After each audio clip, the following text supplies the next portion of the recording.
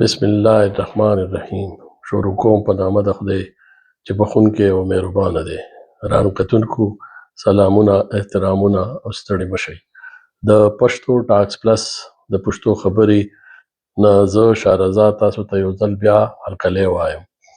په نننی ویډیو کې به د پښتو ټپې باره کې خبرې کوو او هغه یو څو ټپې به یادو کومې چې پښتنو مشرانو خپلو لیکونو کې راوستي دي او یا خپلو ویناګانو کې بیان کړي دي. دلته به ذکر د پښتنو قوم پرستو مشرانو سیاستدانانو کېږي. وجه یې دا ده چې د پښتو ټپې یا شعرونه پښتنو قوم پرستو ویلي یا لیکلي دي. که نورو پښتنو سیاسي یا مذهبي مشرانو سره تړلي ټپې وي نو هغې نه به زه ناخبره یم او هغه به زما د معلوماتو کمې وي. که د چا علم کې داسې ټپې وي او دلته یې کامنټس کې ذکر وشي نو زه به مننه کوم. مننه به دا هم کوم که دا ویډیو تاسو پوره وګورئ او شیر یې کوئ او دا چینل پښتو ټاکس پلس د پښتو خبرې سبسکرایب کړئ. ګرانو کتونکو، پښتو ولسي ادب کې بدله، نیمکۍ، جاربېته او لوبه هم د ولس د خوښې صنفونه دي. ولې ټپه یا لنډۍ یا مصره د مقبولیت ځان ته یو لوړ مقام لري. د ټپې تاریخ د پښتنو خپل تاریخ سره تړلی دی. د دواړو تاریخ یو عمره زوړ دی. ګوګل د پښتو ټپې تعریف داسې کوي، وایي د دوو کرښو ډیر پخوانی او مشهور شاعرانه صنف چې لومړۍ کرښه یې 9 او دویمه کرښه یې 14 سېلابونه لري او د خپل لنډ او څرګند سټایل لپاره پیژندلی شي. تاسو به د پښتو یو ډیره مشهوره ټپه اوریدلې وي: سپوږمۍ کړنګ وهه راخیږه، سپوږمۍ کړنګ وهه راخیږه، یار مې د ګلو کر کوي ګوتې ریبینه. ویلی شي چې دا د پښتو لومړۍ ټپه کیدی شي او دا 15,000 کاله زړه کیدی شي. د ټپې لیکونکي یا ویونکي نامعلومه وي او زیاتره د ښځو د احساساتو د اظهار ذریعه وي او په دې کې د پښتون ژوند هر اړخ لکه د مینې او رومانس، مذهب، سیاست، مزاحمت، کلتوري او تاریخي پیښې بیانېږي او دا د نارینه‌و او هم د زنانو د خوشحالو او هم د غمونو د اظهار ذریعه جوړیږي. زه دلته تاسو سره د سیاسي مشرانو او واقعاتو سره تړلي یو څو ټپې شریکوم. دا واقعي پښتنو قوم پرستو مشرانو سره تړلي شوي دي. لکه څنګه چې ما مخکې وویل، قوم پرستو مشرانو نه علاوه نورو پښتنو مشرانو سره تړلي داسې ټپو نه زه ناخبره یم. هوسې هم یو پښتون مشر خو په جار دا ویلي و چې ما ته څوک پښتو وکړي نو زما مازغو کې ډز وشي. خیر، خپل موضوع ته بیا راځو، پښتو ټپې ته بیا راځو او هغه واقعاتو ته راځو کوم سره چې دا ټپې تړلي شوي دي. یو ډیره مشهوره ټپه ده کومه چې د افغانستان د میوند ملالې سره تړلي شوي ده. که په میوند کې شهید نشوې نو ګرانه لاليه بې ننګۍ له دې ساتي ده. واقعه دا ده چې په کال 1880 کې کندهار کې د میوند میدان کې د پښتنو او انګریزانو ترمنځ ډیر لوی جنگ شوی و. د پښتنو مشري ایوب خان نومي یو سړي کوله.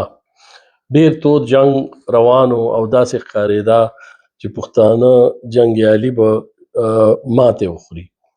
خو بیا دا پښتنه پیغله ملاله ښکاره شوه، د خپلې لوپټې نه یې جنډه جوړه کړه او دا تاریخي ټپې وکړې او دې سره پښتنو کې یو نوې جوش او نوې جذبه پیدا شوه او انګریز ته شکست ورکو، ماته ورته ورکړو او د ملالې دا ټپې او د هغې نوم د پښتون افغان تاریخ کې د بادرۍ او مزاحمت یو आवाज جوړ شو.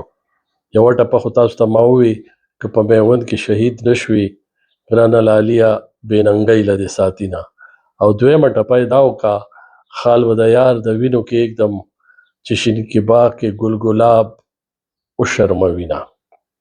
اجمل خټک صاحب یو ډیر نامتو سیاستدان او شاعر تیر شوی دی. داغه کتاب د غیرت چغه کې د غیرت چغې په نوم باندې یو نظم دی، د هغې په شروع کې خټک صاحب هم همدغه د ملالې دا ټپه ورکړې ده او د دې په تاثر کې یو ډیر زبردست نظم لیکلی دی. هغه هم دغه ټپه که په میوند کې شهید نشوي ګرانه لاليه بې ننګۍ له دې ساتینه ورکړې ده. تاسو ته معلومه وي چې د خدای خدمتګار د آزادۍ تحریک کې د زنانو هم یو تاریخي حصه وه او یو تاریخي حصه یې اخیستې وه. هغه باچا خان سره د ښځو او باچا خان سره تړلې یو ډیره مشهوره ټپه ده، وایي که د سړو نه پوره نه شوه نو فخر افغانه جینکۍ به دې ګټې نه. باچا خان د کتاب زما ژوند او جدوجهد کې هم د دې ټپې ذکر کوي او داسې لیکي، وایي چې مونږ شپې له امبا ډیرۍ ته راغلو، د دې ځای خلک په خدای خدمتګارۍ کې سست وو، د دې دپاره په جلسه کې ما ښځو ته اپیل وکړو او ورته مې وویل چې دا ملک څنګه د سړو دی دغسې د ښځو هم دی، او که سړي خدای خدمتګارۍ ته تیار نه وي نو تاسو هم لا وتړئ، او تاسو خو هم ما سره وعده کړې وه چې که د ظلمو نه پوره نه شوه فخر افغانه جینکۍ به دې ګټې نه. د هغې ټولې جلسې په مخ کې هغوی وویل چې موږ ټولې تیار یو او تا سره د قوم خدمت وعده کوو. باچا خان په دې خپل کتاب زما ژوند او جدوجهد کې یو بله ټپه هم ورکړې ده، بلکې د دې کتاب خاتمه یې هم په دغه دردناکه ټپه باندې کړې ده او داسې بیان یې کړی دی چې د هغې نه یو خو دا خپل دا یې ظاهره کړې ده چې هغه خپل مقصد چې کوم هغه یې حاصل کړی دی، خو ورسره د قوم د لوی مبازر عظیم سیاستدار مایوسۍ اظهار هم په څه واقعه باندې کړی دی او بیا یې دا ټپه ویلې ده او په دې دا کتاب ختم کړی دی. باچا خان لیکي د خدای خدمتګارۍ دوه مقصده وو، یو د ملک ازادي او بل په پښتنو کې د کامولۍ، رورولۍ، مینې، محبت، اتفاق او اجتماعي ژوند احساس پیدا کول. تاسو وګورئ دا احساس خو پیدا شو او ملک هم آزاد شو، او بیا دې ته وګورئ چې دا هر څه د عدم تشدد په ذریعه وشول، تشدد خو نه دی شوی. تاسو وګورئ خدای خدمتګارۍ په خلکو کې د مسلمان، هندو او سکھ په زړونو کې داسې مینه او محبت پیدا کړل او داسې د رورۍ جذبه یې راویښه کړې وه چې تر اوسه پورې هغه هندوان او سکان چې د صوبه سرحد نه په زور ویستلي شوي دي او هند ته تللي دي ځان ته اوس هم خدای خدمتګاران وایي. هر کله چې زه هندوستان ته تللی یم نو هغه مینه او محبت د هغه هندوانو او سکانو په زړونو کې محسوسوم.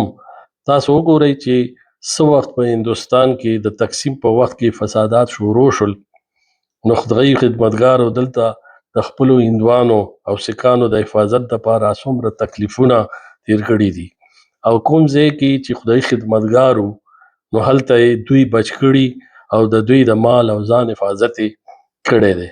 بل طرف ته تاسو کانګرس ته وګورئ چې د هندوستان په هندو او مسلمان کې څومره نفرت پیدا کو او څومره تشدد یې وکړو.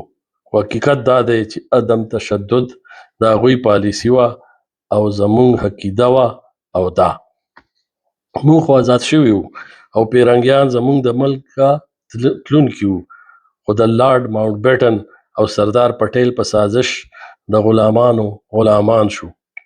زه په دې خبره دومره خفه نه یم ځکه چې که پښتون شي نو دی څوک غلام کولی نشي.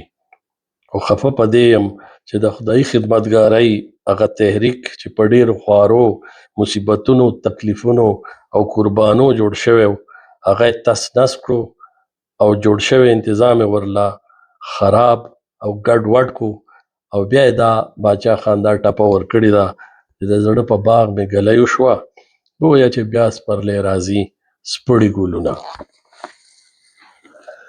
د باچا خان مشر زوی ولی خان ډیر ښه ادبي ذوق لرلو، ډیر ښه لوی سیاستدان سره هغه لیک لوست هم کولو.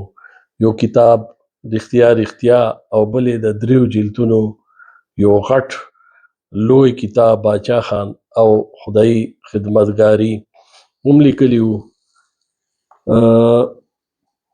ولی خان به په خپلو خبرو او تقریرونو کې د پښتو متلونه، د خندا کیسې او ټپې هم اورولې.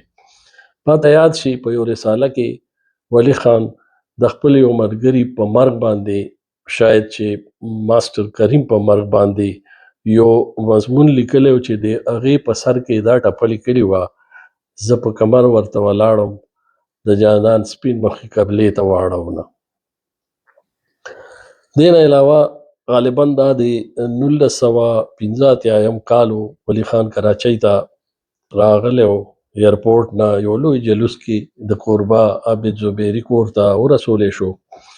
ماسخوتن ناوخته و، د خلکو شکریا یې ادا کا، وی ناوخته دی، تاسو به هم ستړي شوي یئ، زه دلته څو ورځې یمه، تفصیلي خبرې به بیا کوو او دا ټپه یې وکړه او خپلې خبرې ختم کړي. وی څانګه به نن سبا کې ګل شي، ما یې په سر کې سرې غوټۍ لیدلې دي نه. همدغسې په کراچۍ کې یو جلسه کې ولی خان تقریر کولو. د تقریر په منځ کې د اذان आवाज رالو. چا आवाज کو چې بانګ دی. ولی خان یو ساعت غلی ولاړو او بیا یې دا ټپه وکړه: وی مونځ چې قضا شي بیا ادا شي، نه ادا کیږي قضا شوي دیدنونه. تاسو ته پته ده چې اجمل خټک بابا یو ډیر ښه سیاستدان سره یو ډیر لوی ادیب او شاعر هم پاتې شوی و. هغه د خپل کتاب، د خپل شاعرۍ کتاب د غیرت چغه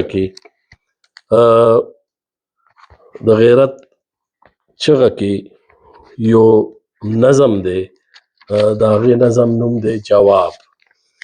دا یو ډیر زبردست نظم دی او د دې نظم په شروع کې خټک صاحب وایي: د جیل نه د یو خوږ ملګري خط راغی، پکې مینه کې انغښتلي ګیلې وې او آخر کې دا مصره لیکلې وه: د جنازې بازو مې نیسه، چرې به ما په راستۍ خوله درکړې وینه. د ملګرتیا خوږوالی، د مینې ګیلو او د مصرو سوز د شعر دنیا ته ورسولم او هلته یې راته دا نظم راکو. تاسو وګورئ چې تاسو د ټپې، د پښتو د ټپې زور وګورئ چې د اجمل بابا غوندې یو لوی شاعر یو ډیر زبردست نظم ته راوپارلو او دا ډیر زبردست نظم یې ولیکلو. د دې نظم اخیری بند به درته زه دلته کې واورم. وایي: مونږ لیوني که څوک په دار یاروي، مونږ ته د یار د زلفو تار ښکاري، مونږ یې د ژوند د سپرلي نښې ګڼو، چاته به ګل چاته به خار ښکاري. د جیل خانې د منځ ګلاب آشنا، د پښتنو د تاریخ باب آشنا، د ستا په سره وینه توده مې قسم، په دنګه لوړه تاتره مې قسم، که پښتو هېره کړم پښتون به نه یم، چې لیلا هېره کړم مجنون پسه یم. ماته یاد شي د اجمل خټک الیکشن و. اجمل خټک د قومي اسمبلی سیټ ته ولاړو. مخالف چې کوم امیدوار و هغه ډیر مالدار او خټک صاحب په غریب باندې یادېده او ظاهره خبره ده چې هغه مالدارانو. نو خلکو به خټک صاحب باره کې دوه خبرې کولې. یو به دا وي چې خټک صاحب غریب سړی دی او دا مخالف چې دی دا ډېر مالدار سړی دی، نو خټک صاحب به د هغه مقابله ونه کړی شي. او دویمه پروپاګانډه به د خټک صاحب د کابل استوګنې باره کې ډېرې پروپاګانډې کېدي او مختلف خبرې به خټک صاحب پسې کېدي د مخالف امیدوار د طرفه.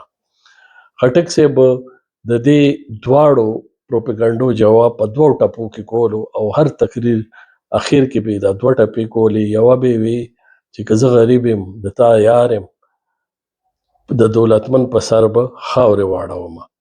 او دویمه ټپه به دا کوله چې خلک به هر څه وایي، جانانه مه د چا منه نه به یې منمه. او د دواړو ټپو به خپل زور وخیلو او په جلسه کې به یو جوش او جذبه پیدا شوه او دا الیکشن هم خټک صاحب ګټلی او د قومي اسمبلی ممبر جوړ شوی. سپوږمۍ کړنګ وهه راخیږه، سپوږمۍ کړنګ وهه راخیږه، یار مې د ګلو کر کوي ګوتې ریبینه.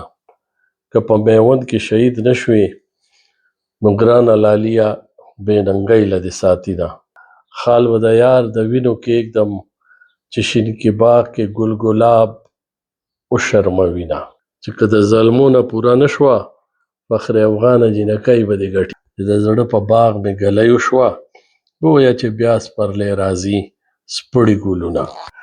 زه په کمر ورته ولاړم د جانان سپین مخې قبلې ته واړونه.